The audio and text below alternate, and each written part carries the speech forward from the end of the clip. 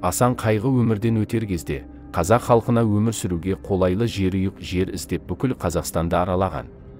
Содан бері 500 жыл өтсе де Асан Қайғының еліміздегі қалаларға берген сипаттамасы әлі күнге дейін дәл шығып, елді таң қалдырып жатыр.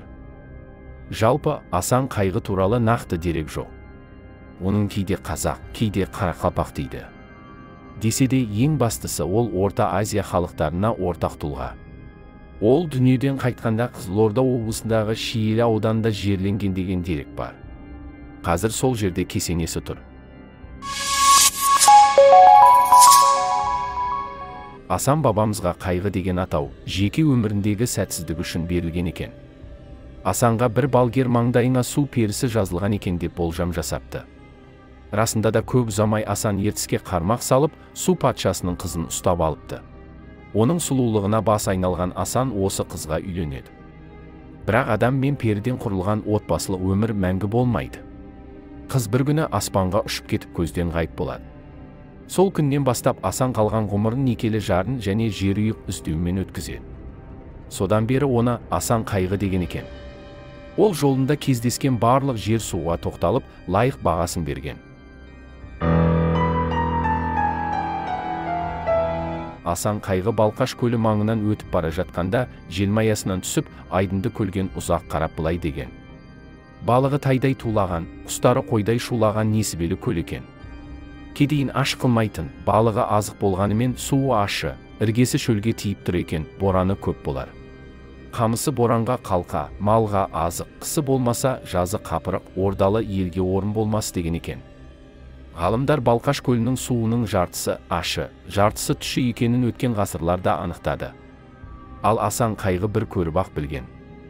Расында да Балқаш көлі іргесі Бетпақдаланың бір шетіне тиіп тұр. Балқаш көлінде пайдалы қазбалар көп болғасын, Совет одағы тұсында мұнда ірі зауыттар салынды. Совет одағы тұсында Балқаш көлінің маңынан миллиондаған тонна пайдалы қазбалар алынды. Соның салдарынан Балқаш маңы экологиялық апат аймағына айналып келеді. Мұнда су мен ауа ластанып, адам мен малға өмір сүруге қолайсыз қала болды. Желмаясымен күн-түн қатып ел кезіп жүрген Асан Қайғы Алатаудың баурайына келгенде, түні суық, күні ыстық, жер даласы, ананың емшегіндей сай-саласы. Төрт елі топырақ асты алтын екен, ішпей жемей тоятын айналасы деп айтқан екен. Расында да Алатау етегінде Алматыдан бастап оның баурайындағы елді мекендерді жер жәннаты десек қателеспейміз. Себебі таудың баурайында өзен көл, тұщы су қоры көп. Тұщы су көп болғасын, бау-бақша бітік өсіп, мал емін еркін жайылады. Шүйгін шөпке аунап өскен мал тез семіреді. Мысалы дәл Алматыға тиіп тұрған Қарасай ауданы, яғни Қаскелең қаласының табиғаты өте ғажап. Алматының көк түтіннен шаршаған халық демалыс күндері Қаскелеңге, Ұзынағаш ауылына келіп демалады. Асан Қайғы желмаясымен Алатауды жағалай желдіртіп келіп Қаратауға да жетіпті. Ол Қаратауды көргенде, көкектен басқа құсы жоқ, көкпектен басқа шөбі жоқ, жер азғыны мұнда екен депті. Расында да Түркістан облысы мен Жамбыл облысының ортасында орналасқан Қаратауда өсетін шөп түрлері, мекендейтін аң құс түрі өте аз. Мал шаруашылығымен айналысуға да аса қолайлы емес. Совет одағы тұсында Қаратаудың етегінен Қаратау, Жаңатас деген қалалар тұрғызылып, халық өмір сүрді. Мұнда өндіріс орындары салынды. Халық осы жерлерде жұмыс істеп, нәпақа тапты. Бірақ өкінішке қарай қазір Қаратау мен Жаңатас қалалары жетімсіреп тұр. Мұнда қазір жұмыс орындары өте аз. Жастар ірі қалаларға көшіп кетіп жатыр. Бірер жыл бұрын мұнда 5-32 деген сериал түсіріп, Қаратауды қорқынышты етіп көрсетті. Шынымен де Қаратау соңғы 20-30 жылда аса қатты жаңара қоймады. Ғимараттардың бәрі Совет одағынан қалды десек болады. Асан ата Қаратаудан асып, бұрын хандар ордасы болған Көкшетауға жетіпті. Күні жауын, түні ыстық, жер сорлысы мұнда екен. Қатыны семіз, байы арық, ер сорлысы мұнда екен депті. Шынымен де Көкшетауда күнде жауын шашын болып тұрады. Көкшетаудың тұмса табиғаты Қазақстанның басқа еш жеріне ұқсамайтын қасиетке ие. Ресей империясы тұсында жергілікті халық ағаш сатып күн көрген. Қазір Көкшетауда 150 мыңнан аса халық тұрады. Көкшетауда Бурабай ұлттық паркі қоныс тепкен. Бурабайға келетін туристер өте көп. Сондықтан да оған шетелдік туристер тарапынан да қызығушылық өте көп. Асан Қайғы Қорғалжын деген жерді көріп, кедейі кербез, кемпірі, келіншегі ғұмырында мұқтаждық көрмейтін жер екен.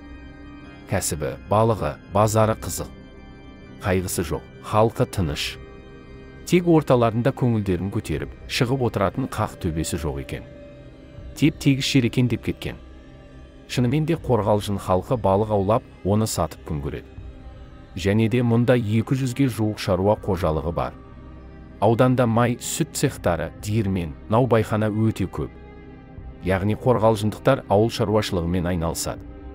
Қорғалжын жазық жерде орналасқандықтан, халық демалыс күндері Астана, Қарағанды секілді қалаларға барып көңіл көтереді екен.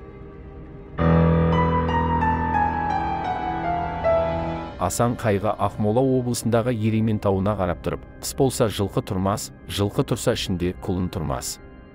Панасы жоқ сары дала сықылды тау екен дейді.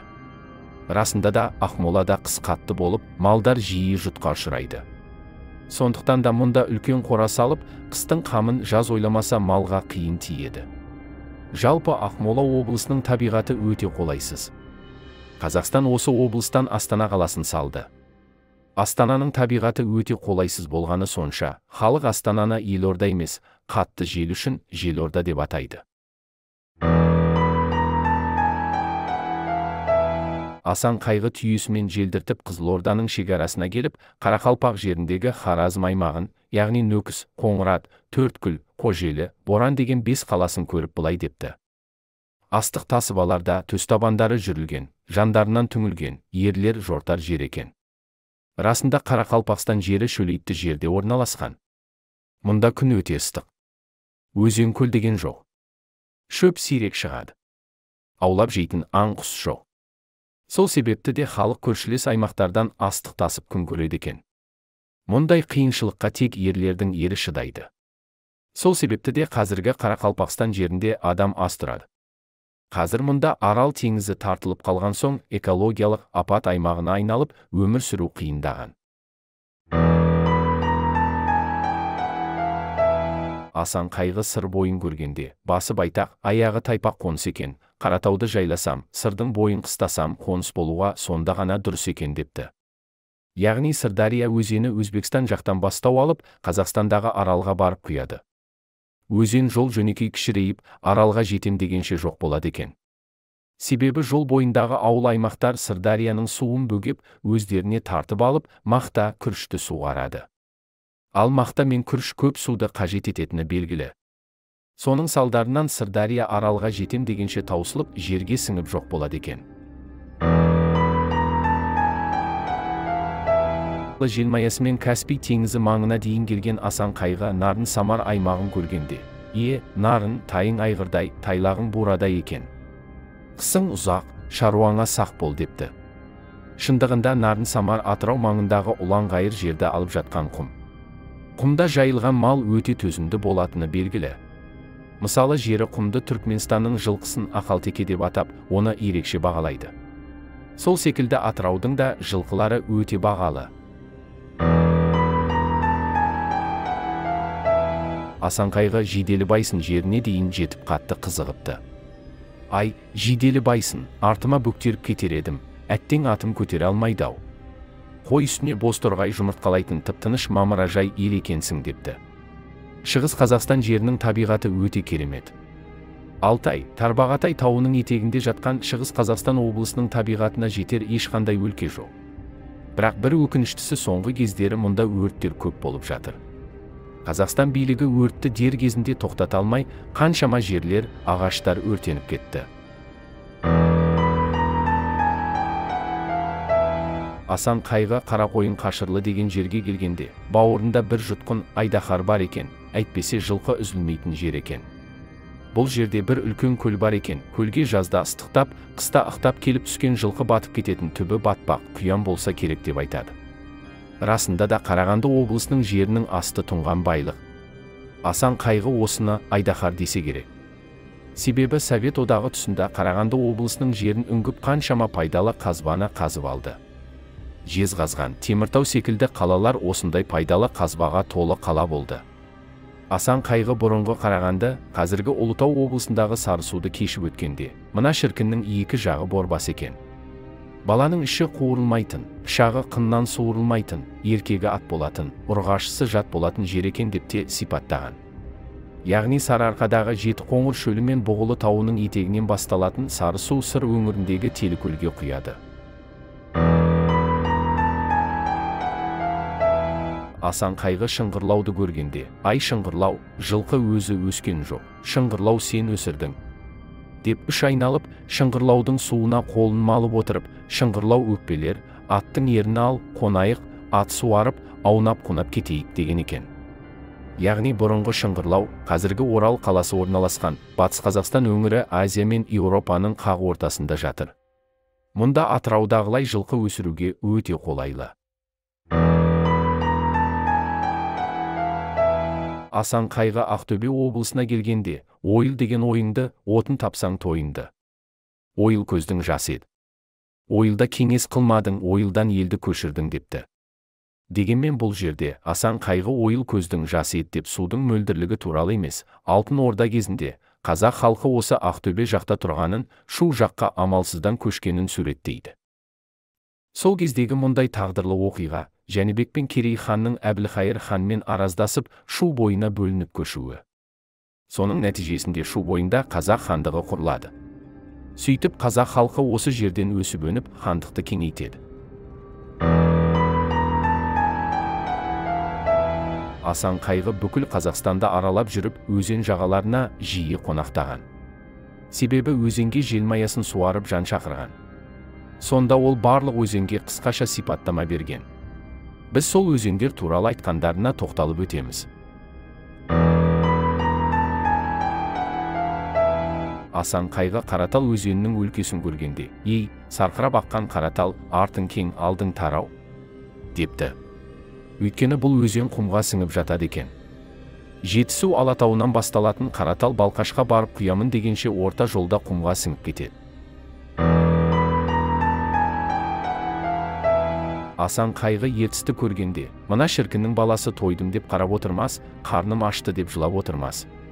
Сиырдың мүйізі, доңыздың құлағы шығып тұрған жер екен депті. Асан Қайғы түндікті өзенін көргенде, 12 қазылық ой түндік, маңырап жатқан қой түндік, қойдың құлағы тұтам шығып тұрған жер екен деп тастап кетуге қимай, артына үш қараған екен. Асан Қайғы Шідерті өзенін көргенде, мына шіркіннің топырағы асыл екен. 6 ай мініп арықтаған ат, 1 айда майға бітетін жер екен. Жылқы шідерлеп қойғанда тоқтайтын, жылқының қонысы екен депті. Асан Қайғы өлеңті өзенін көргенде, тоқтап еш нәрсе айтпай, өлеңдете берген екен. Аз тұрып, өлеңтінің суы, май, шідертінің шөбі, май деп жүре беріпті. Асан Қайғы Есіл өзенін көргенде, 6 күнде ат семіртіп мінетін жер екен депті. Асан Қайғы Торғай өзенін көргенде, ағар суы бал татыған, ақ шабағы май татыған жер екен депті. Асан Қайғы Терсаққан өзенін көргенде, Сарыарқаның тұздығы екен депті. Асан Қайғы Нұраның бойын көргенде, 6 күнде ат семіртіп мінетін жер екен депті. Құрметті көрермендер, көріп тұрғанымыздай Асан Қайғы Қазақстанның барлық жеріне өз бағасын беріпті. Яғни Асан Қайғының табаны қазақ даласының барлық жеріне тиген. Асан Қайғы аралап шыққан Қазақстанды қастерлеп, оның тәуелсіздігіне құрметпен қарайық. Себебі туған жерден асатын жер жоқ.